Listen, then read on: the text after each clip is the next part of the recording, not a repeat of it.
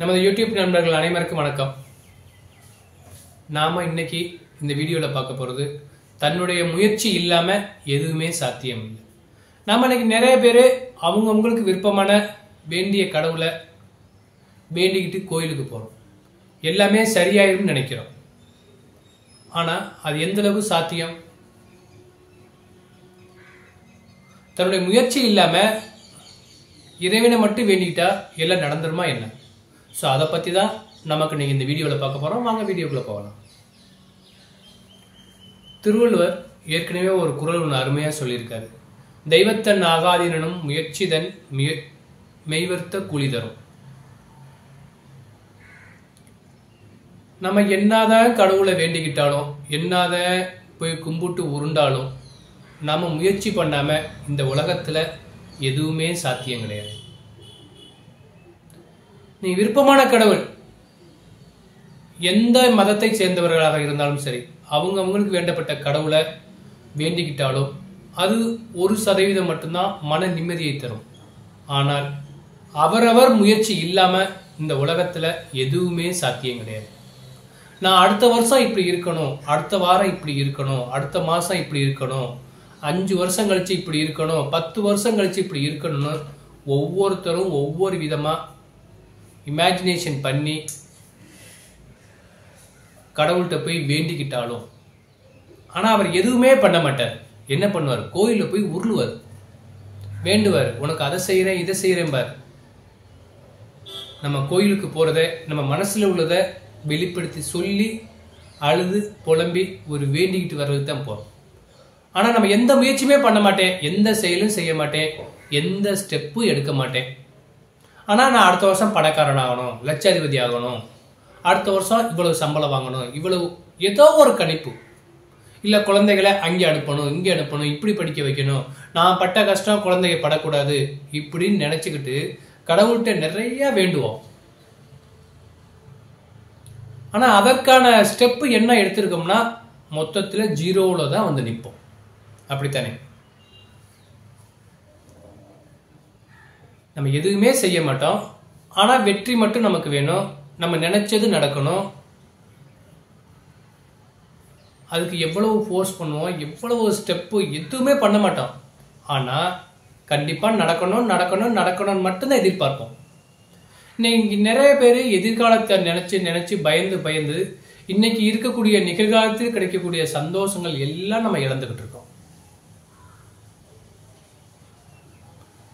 நம்ம என்ன செய்யணும்? எதிர்காலம் சிறப்பா அமையணும் அப்படின்னா ஒரு பக்கம் கடவுளை வேண்டினாலும் பிரார்த்தனை செஞ்சுக்கிட்டாலும் உங்களுடைய வேண்டுகோளை சொன்னாலும் நீங்க அதற்காக எதிர்காலத்தை நினைச்சு நினைச்சு வருத்தப்படாம நிகழ்காலத்தில் நாம் சந்தோஷமாக இருப்பதற்கு இந்த நிமிடம் என்னால இந்த பிரபஞ்சத்துக்கு என்ன செய்ய முடியும், என்னோட வளர்ச்சிக்கு நான் என்ன செய்ய முடியும், என் குழந்தைகளுடைய வளர்ச்சிக்கு நான் என்ன செய்ய முடியும், என்னுடைய நிறுவனத்துக்கு நான் என்ன செய்ய முடியும், இப்படின்னு நினைச்சு ஒவ்வொரு நிமிடங்களையும் சந்தோஷமாக இந்த நிமிடங்களை நாம் எவ்வளவு உணர்வுபூர்வமாக ஈடுபடுத்தி கொண்டு வேலையை செய்கிறோமோ நமது வளர்ச்சியும் அதை சார்ந்துதான் போகும். எதிர்காலத்தை நினைச்சு நினைச்சு பயந்து நிகழ்காலத்துல இன்னைக்கு நம்ம நிறைய பேர் வீணடிச்சுக்கிட்டு இருக்கோம்.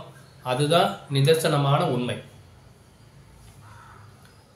நமது வளர்ச்சியாக இருந்தாலும் சரி, அருகாமையில் உள்ளவருடைய வளர்ச்சியாக இருந்தாலும் சரி, குழந்தைகளுடைய வளர்ச்சியாக இருந்தாலும் சரி, இல்ல நம்ம குடும்பத்தோட எதிர்கால வளர்ச்சியாக இருந்தாலும் சரி, நாம் செய்ய வேண்டியது ஒன்றே ஒன்றுதான்.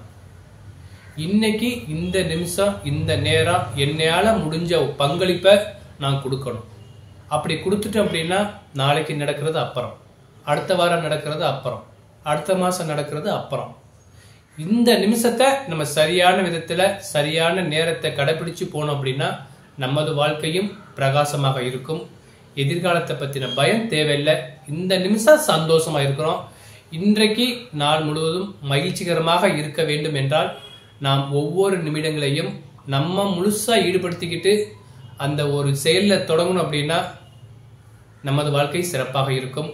இதற்கு கோயிலுக்கு போகணும், பிரார்த்தனை பண்ணணுங்கிறது இல்லை. அருகாமையில் இருக்கிறவர்களை சந்தோஷமாக வைத்துக் கொண்டாலே நமது வாழ்க்கையும் சிறப்பாக செல்லும். ஸோ இந்த வீடியோவில் முக்கியமான மையப்புள்ளியான கருத்து என்ன அப்படின்னு பார்த்தோம் அப்படின்னா, தன்னுடைய முயற்சி இல்லாமல் இந்த உலகத்தில் எதுவுமே சாத்தியம் இல்லை. என்னதான் மற்றவங்க மேலே நம்ம சொல்லி சொல்லி தப்பிச்சு போனாலும் நம்மளோட சொந்த முயற்சி, சொந்த உழைப்பு, இந்த பொன்னான நேரங்களை ஒவ்வொரு நிமிடமும் இழந்த நேரங்களை நம்ம எப்பவுமே திரும்ப பெற முடியாது. ஸோ அதனால ஒவ்வொரு நிமிடங்களையும் ஒரு பொக்கிஷமாக கருதி இந்த நிமிடங்களை சந்தோஷமாக வாழ்வோம், முயற்சி செய்வோம், அடுத்த நிலைமைக்கு நம்ம கொண்டு சொல்லுவோம். ஸோ அந்த குரலோட மைய கருத்தும் அதுதான். ஸோ அதனுடைய சொந்த முயற்சி இல்லாமல் எதுவும் சாத்தியம் இல்லை. ஸோ அதனால நீங்கள் வாழ்க்கையில் நம்ம குழந்தைங்களாக இருந்தாலும் சரி, நாமளாக இருந்தாலும் சரி, யாரும் வளர்ச்சி பெற வேண்டும் என்றால் நம்மளுடைய சொந்த முயற்சி இல்லாமல் இவ்வுலகில் எதுவும் சாத்தியமில்லை. இந்த வீடியோ உங்களுக்கு பிடிச்சிருந்துச்சுன்னா ஷேர் பண்ணி, லைக் பண்ணி, கமெண்ட் பண்ணுங்க. மறந்துடாம சப்ஸ்கிரைப் பண்ணிருங்க. நன்றி. This video sponsored by Buy More Shopping app. Buy More is shopping application is one of the online shopping app.